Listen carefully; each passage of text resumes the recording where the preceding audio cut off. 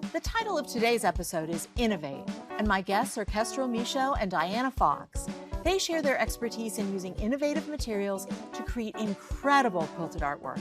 And stay tuned for Finishing Touches, where we highlight a few powerful, inspirational pieces from the quilting community.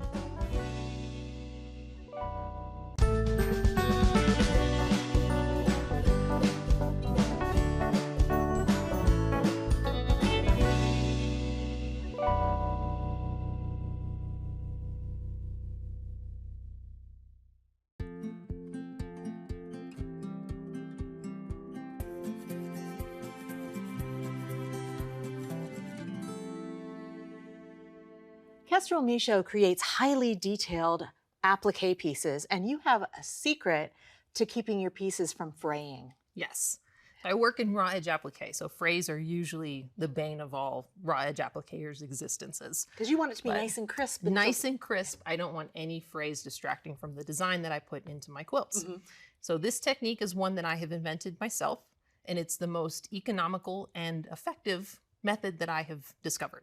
Okay. So we're going to be using a decoupage medium, and the secret is to dilute it. So we don't want to use it full strength. Okay. I dilute the decoupage medium with 3 parts water, 1 part medium, and the result is this. Very thin, like thinner than skim milk even. Yes. Okay. So it's very liquidy, but it still does the trick. And I came up with this particular dilution because I tested a number of dilutions all the way from straight on 1 part to even 10 parts. This one seems the most effective without changing the look of the fabric, because I didn't want it to wind up darker or look weird because I'm now milky. Yeah. Exactly. Yes. So this is my preferred dilution, which is 3:1. Okay. For today's demo, we're going to be using just plain old batik fabric. It's a commercial fabric. It's a batik you can find, in any commercial shop.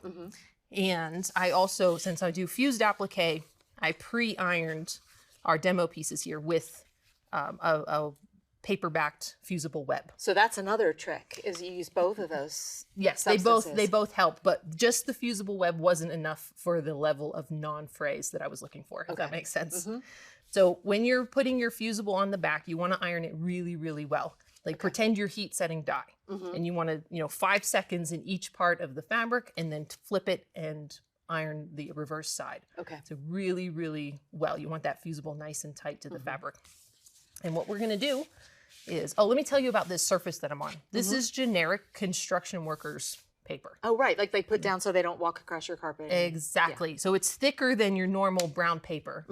And you don't want to use the red or the green, because those have dye that would bleed, but the brown works just fine. And honestly, I put this stuff down on my carpet in my guest room, and I've never, you're doing big quantities of stuff. Large amounts, yeah, and I've never had it bleed through. So this stuff works great.